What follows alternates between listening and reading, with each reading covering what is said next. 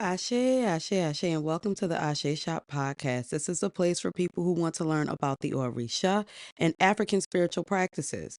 My name is Ashley. I am your Orisha storyteller and guide through the ins and outs of the spiritual journey. Think of this like your spiritual study sessions. Our studies focus on the practices based within the Yoruba pantheon, so you can expect to hear stories from multiple spiritual perspectives, including Isheshe, Lakumi, Candomblé, and so much more. Every week, we dig into a different Orisha, exploring their meaning and influence.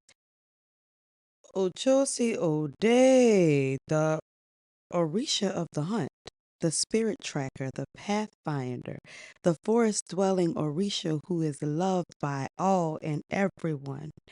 Ochosi is the watchman, who is also very popular. He's associated with the colors blue and yellow and with the numbers 3 and 7. Ochosi, he really represents justice though. Like even now you see a lot of children of Ochosi who are policemen or they're in the military or they're politicians. Politicians uphold justice. They just wear a different kind of uniform, baby. Don't get it twisted. You see his energy today. You see how his energy was important in the beginning of civilization, and that's definitely what we're going to dig into today. One of Ochosi's most popular stories, we really see him as the representation of divine justice. If a person commits a crime, it's Ochosi's job to ensure that person is punished, regardless of who that person is. In this story, Ochosi is approached by Orumila. Orumila is the divine Orisha of wisdom. He is the diviner. He's the one who Ifa Orumila is the system of divination that allows us to gain insight into our divine knowledge. So it's not a surprise when he comes to Ochosi and he's like, "Hey, Ochosi, I need you to go get these birds for me." And when he tells Ochosi the kind of birds he needs, Ochosi is like, "Do you know how hard that is to find?" And Orumila is like, "Yeah, that's why I'm asking you." Ochosi's like, haha, no problem. Yeah, I get it. I got it. No, I got it for you. I'll have it back to you in a couple days. Orumila's like, that is great. You know, the sooner the better. So Ochosi goes out hunting and easily finds these two birds. And he's like, it is my lucky day. What are the chances that I would come across not one, but two of these birds? Like he went out expecting that he would probably find one, but him finding two very easily. He was just overjoyed. So he takes the birds home and he goes back out to find Orumila to tell Rumila, let me see where you at. He don't want to just be walking around with the birds. He's like, are you ready for them or whatever? And I need you to give me a little money or something, but we're gonna talk about that later. So Ochose goes out to find Orumila. While Ochose is gone, this old lady come into his house and she starts cleaning up and doing stuff, like a mother does. And she sees the birds. And she's like, I know my son would be happy because he'll never have time. He need a woman here. He don't have one. So I'm just going to go ahead and clean up and cook this food for him. Ochosi is gone for a while. Because by the time he come home to a clean house that smells very lovely. And he notices the cage where he had the birds is empty, but it's a plate of birds sitting on the stove. And he's like, I don't really know what's going on here, like what's really happening. And then while he's trying to like figure out what's going on, Orumila comes to the door and he's like, the the birds is gone. Somebody took the birds. I don't really know what happened. Like I don't really know what's going on here. And he starts getting angrier and angrier. So he walks over to where he keep his bow and arrow. He grabs the bow, he grabs an arrow, and he walks outside. He looks at Arumila. Arumila looks at him. Ochosi pulls that bow back. He notches that arrow in that bow and he lets it fly. He said, let it fall where justice needs to be held. So, baby, Not long after he let that arrow fly, he hears a scream. Ah! Not too far from where he at it, he starts running. Like it's naturally, like he just start running. He know that cry. He just start running and he sees his mother literally laying in the middle of the road with an arrow through her chest. And he like, damn, I done took out my own mama. But he also knows this is the person who took that divine offering. And I have to ask, was that really justice? Is blind justice really justice? That again is one of Ochosi's more popular stories. And to understand Ochosi, let's get into some of his origins and some of his mythology. Ochosi is very well known and honored in the Yoruba pantheon. He is one of the big dogs. Several priests from Ketu in Old Dahomey, this is where you have a lot of Ochosi devotees. You often hear Patakis referring to him as the Oba or the king of Ketu, and that's in Old Dahomey. They According to records, a lot of his people were taken into slavery. Not all of them, because you still see very strong Ochosi practices within Yoruba land today. But that's also why he has his popularity in the US, because a lot of his people was brought up over here, baby. So let's look into Fatunmbi's description of the meaning of the word Ochosi, because y'all know as Americans, we don't say it right. We don't say nothing right. We talking about Ochosi, and his correct pronunciation is Oso-Osi, Oso-Osi, Oso-Osi. And Ewo Fatunmbi does a really good breakdown of the meaning of his name in his book Ebora. Of course, it's going to be listed in the description. Let's see what he says. He says, look at the word Oso Osi. Is it possible to break it down into words? Oso is the word commonly used for sorcery. In Ifa, the concept is not pejorative. Oso is the ability to astral travel. Anyone who has the ability to go out of their body to use their ashe, a spiritual power of Oso. Parapsychologists also call this OBE, or an out of body experience. OSO in Yoruba refers to an out of body experiences that are invoked intentionally. Moving out of your body with deliberate intention, using invocation as the trigger, is the spiritual discipline associated with Oso Osi. Osi means left. What we get in English is the literal translation of Oso Osi is sorcery left, or out of body to the left. That does not make good sense in English. That's why we can't be translating stuff out of English. Back to reading. But it is a very clear reference in Ifa. Traditional Ifa divination uses a wooden tray divided into 4 quadrants. The right side of the tray relates to what has manifested in the present. The left side of the tray is what is hidden. Right in Yoruba is Otin, and left is Osi.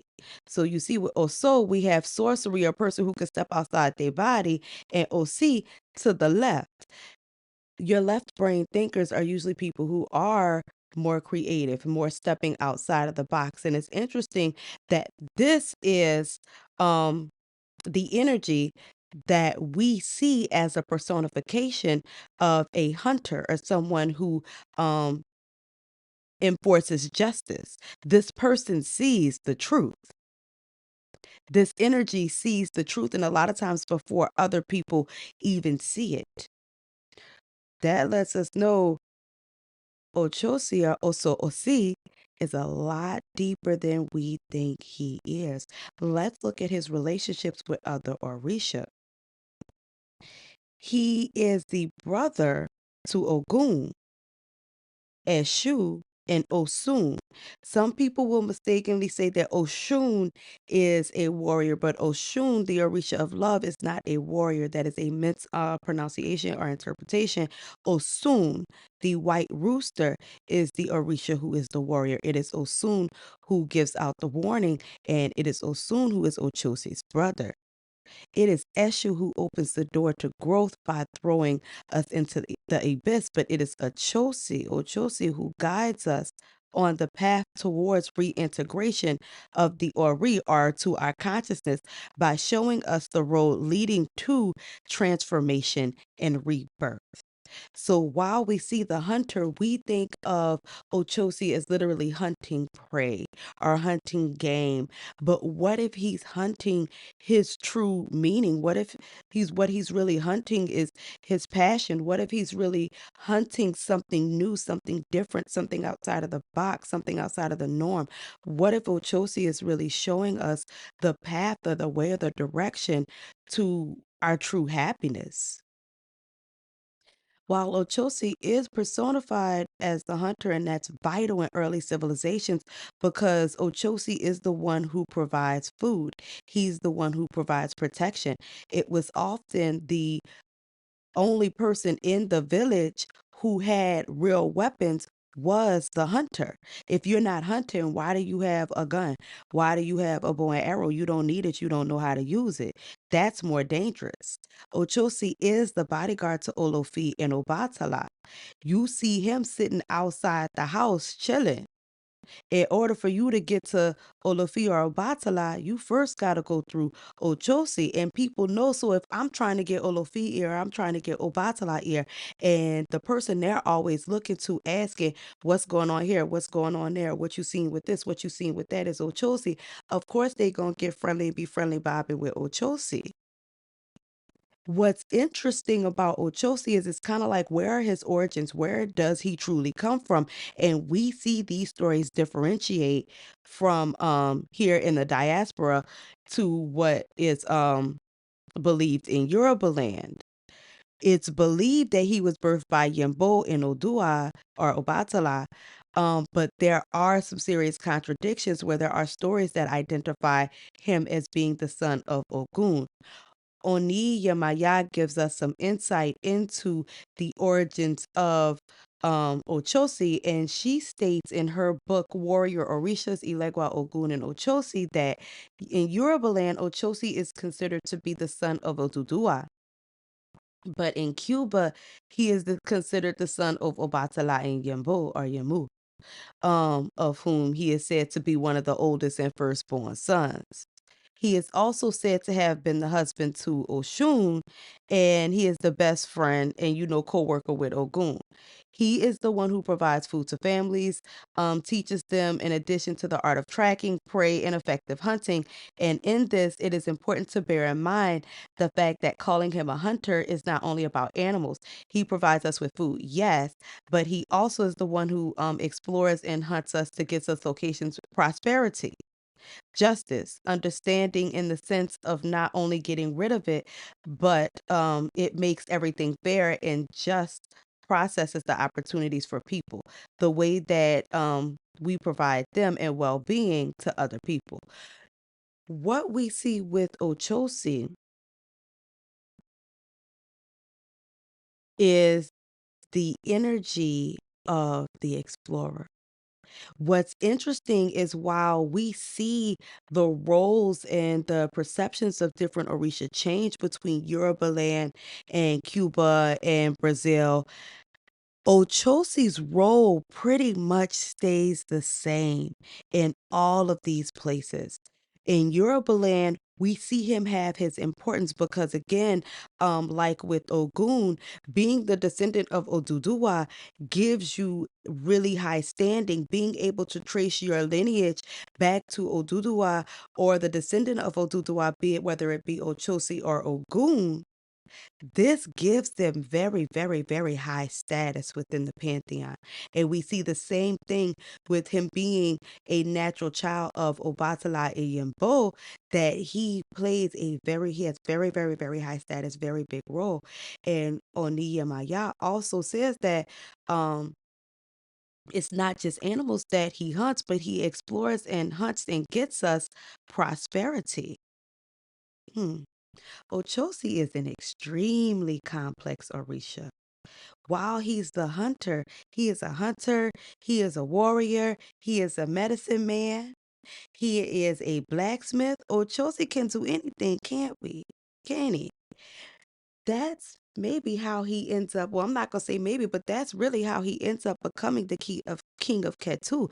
It seems that Ochosi is the only one who's qualified for the job, and we see that in the Pataki in Ogundofun, which is you can find in the book Patakin by David Brown, and he writes a story about how Ochosi is made king. In the path of Ogundo Ofun, Ochosi is a hunter dedicated to catching prey for the other Orisha. Eventually, because they gave him nothing in return and they never really paid him, he didn't want to do it anymore. He like, well, I'm still doing this and I'm not getting anything from it. They don't even say thank you. Ochosi decided to go see Orumila, and when he headed off that way, when he got there, he explained to Orumila what was going on. Orumila was like, well, what you have to do is deceive them and bring them the wrong animals. So Ochosi did this, but it turned out even the wrong animals benefited the Orisha, and the situation just got worse because they still wouldn't pay him. Now they like, well, we not paying you because you ain't bring me what I asked for. I wasn't paying you anyway, but you really not getting paid now. So when he was like, you know what? I'm not even going back to Orumila. I'm going to see Olofi and see what he said. Olofi said, well, what you do is go to another town and work as a blacksmith. Since you tired of working as a hunter and you not being appreciated as a hunter, go do something else. And so he did this, and he worked there for a week, and seeing that he was a good blacksmith, Ogun ended up hiring him to help. So as time passed, Ochosi went to another town and learned another trade. Then he went to another town and learned another trade. Then he went to another town and learned another trade. Eventually, Ochosi is the jack of all trades, bro. So one day, Olofin began searching for a man to fill the role of king. And the candidate needed to know kind of how to do a little bit of everything because this town is really all about diversity. It's all about innovation. It's all about being forward moving. So a lot of men showed up, but they were wise, yes. They had knowledge, yes. But it was always kind of specific to one thing. So when he was hearing about the search, Ochosi came up and he was like, I do know how to do everything. And Olafin said, you know what? You're right. You are the only one qualified to be the king of Ketu. I love this because with this, I really love this story because we really get insight into Ochosi that Ochosi is not one to be limited by anything, to be put into a box. In his search for something new and something different, he's usually going to learn new skills and how they benefit him. But overall, he still is good at what he's good at. And another thing that we hear Ochosi is good at is being a lover and a father and a husband. It's his most popular relationship is his relationship with Oshun. And I say it's popular because, in my opinion, it's just my favorite. Like when I just look at a love match and a relationship, I'm like, oh my God, that to me. And my relationship with Oshun is kind of like, I don't know, it's so chosen for me. I don't know about y'all. I know everybody have their own opinion, but for me, that's just the cat's meow. But that relationship, you see that he ends up fathering Logun Ide, and Logun Ide is this child who's like no child that's ever been born before. But I bet y'all didn't know Ochosi was also with Oya. He was also with Orisha Ote and a few other Orishas, but it seems that Ochosi is not one to kiss and tell. What's interesting is his relationship and his dynamic with Oya, which it will follow Kun Fatunmbi gives us insight into in his book Ebora. And he says that Ochosi, as a tracker, learns the skills needed to navigate the rainforest from Oya, the female spirit of the wind. It is Ochosi's encounter with Oya that teaches the tracker the mysteries of astral travel and reveals the mystery of how to view the world through the eyes of a living animal. The relationship between Ochosi and Oya is revealed in the Odu Okanran Osa. This verse of Ifa scripture says that the brave man knows how to advance and he knows how to retreat. The shortest distance home is always a straight line, but this is not always the safest way home. The path towards integration of the Ori and the transformation of our perception of self and the world seldom moves in a direct route. Ochosi in relationship with Oya reveals the value of indirection. Mm. Oya is always coming into somebody's life and shaking things up. Oya is always coming into life and changing stuff. And even with an Orisha that's very tunnel vision, that's very one track minded, once he sets his eyes on something, it's Oya who teaches him not just how to set his eyes on something, but to expand his vision, not just seeing what's in the physical, but seeing what's in the spiritual also, seeing the world through the eyes of the animal that he hunts. Anybody ever tell you to step outside your own shoes? Put yourself in their people's shoes. That's what Oya taught him how to do, baby. While he does have these really intimate relationships with these different Orisha, right? He's really seen as a loner. And oftentimes he's off by himself, very comfortable in his solitude. But it seems like the relationships he has with different Orisha are extremely significant. His relationship with Ogun, where he learns from Ogun, and Ogun taught him how to. He taught Ogun how to set traps, and Ogun taught him how to clear away the bush and how to fight and defend and protect himself. He has this relationship with Osane, even though Osane kidnapped him. We're not talking about that, y'all. Yeah, Osane kidnapped that man. But we see he ends up learning the values of herbal medicine, which is something that's very important. Ochose really knows how to live off the land, not just through the sacrifice of animal, but through the use of herbs. Baby. Then we see his relationship with Orishanla or Obatala at Olofi, where he is the watchman and he is the bodyguard, and he is the one they trust to, if Eshu can't tell him what happened, Ochose can. Hmm. Yeah, I said it. But you see these really extremely significant relationships with Ochosi, where again, you see him being the one to point the direction towards having a clear ori, having a clear head or consciousness.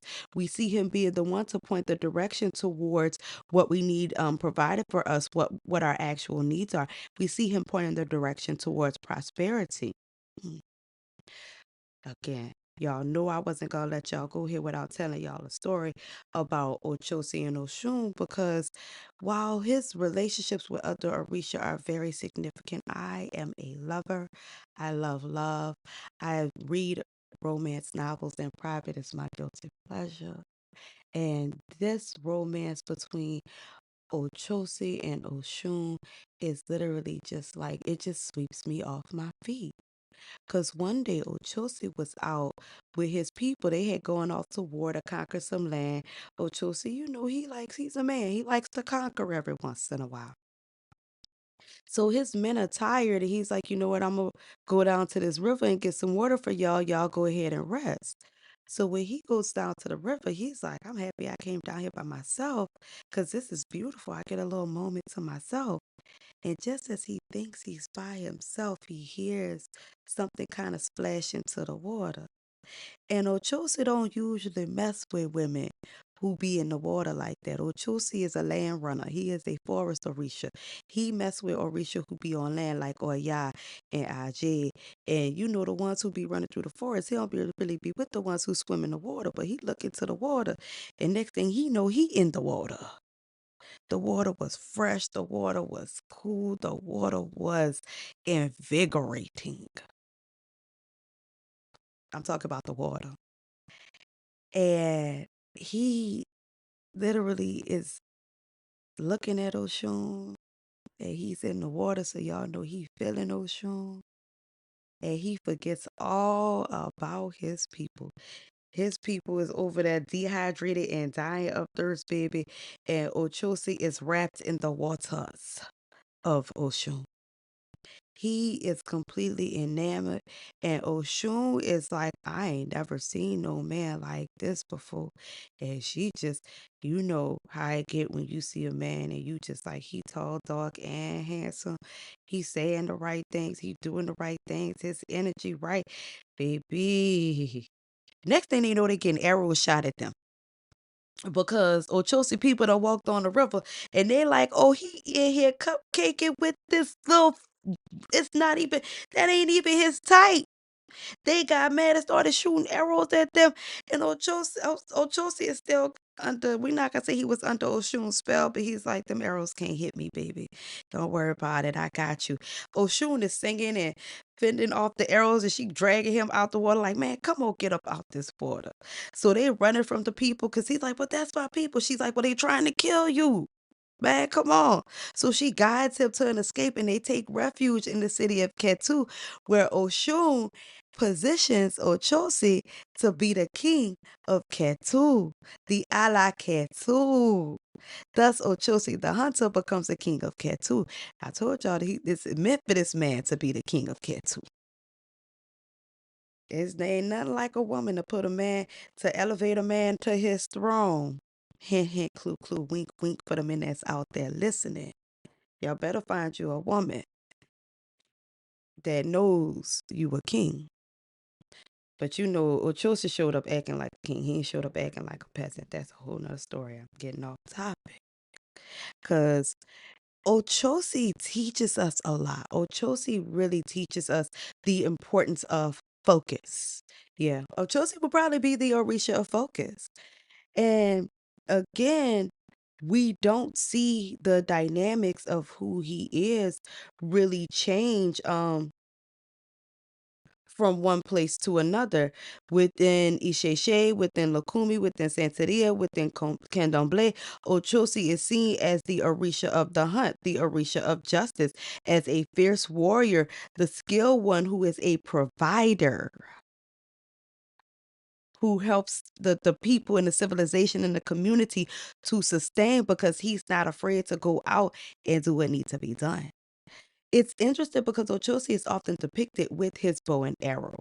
His bow and arrow is a symbol of justice and balance, and he really uses them to maintain order and to enforce the moral principles within the community. Even though Ochosi is this loner, it's this his connection to the community that really seems to give him meaning, because the bow and arrow represent his ability to provide, to protect, and to guide. Mm, baby. And I know some of y'all are probably wondering, well, Ochosi is great Orisha. What could I do if I wanted to honor him?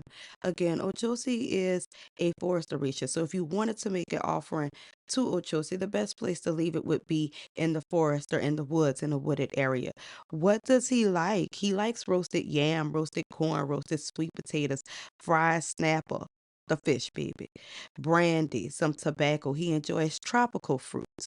When you leave a offering for adoration, make sure you leave a little something for Ochosi to make sure he help you find the direction you need to get to going where you're going. Baby, I really, really, really enjoy the Orisha Ochosi. I really enjoy the Orisha who is the manifestation of blind justice, because for him, right is right and wrong is wrong. He don't care what you was trying to do, what your intentions was. Did you do right or did you do wrong? That's the question. When it comes to the Orisha Ochosi, what stories are your favorite? What stands out to you the most about this Orisha? What about Ochosi truly resonates with you? I encourage you to continue your studies and to do a little research and dig deeper into the Orisha Ochosi. Yes, this is our first episode about him, but it's not the last, and I hope you definitely enjoyed the stories and insights provided today. Ochosi serves as a very potent symbol of protection and guidance in our spiritual practices. Ochosi is our guide through life's journey, the great hunter, the warrior, he who kills 200 animals with one arrow. He is strong like 400 buffalo who got 800 horns. His sparkling eyes fill his enemies with fear, even though he hurries across the crossroads. May Ochosi guide us to our destiny. May Ochosi guide us to our happiness. May Ochosi guide us to our prosperity. Ashe, ashe, ashe. Oh, thank you for tuning in today. To explore further, make sure you check out the books on our book list. Visit theasheshop.com where you can book your session with me. You can discover our selection of spiritual bath and body products. If you'd like to get in touch with me, feel free to shoot me an email at ashley@theasheshop.com. Thank you for visiting the Ashe Shop, and ashe, ashe, ashe. Oh.